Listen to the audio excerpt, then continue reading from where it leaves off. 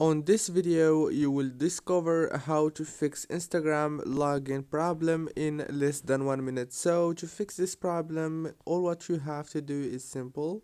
Just go to the settings on your phone like this.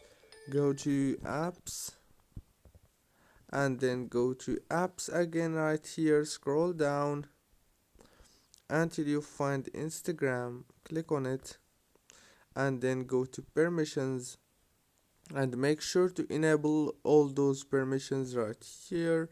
Go back, click on data usage and then scroll down and make sure to enable the mobile data and the Wi-Fi.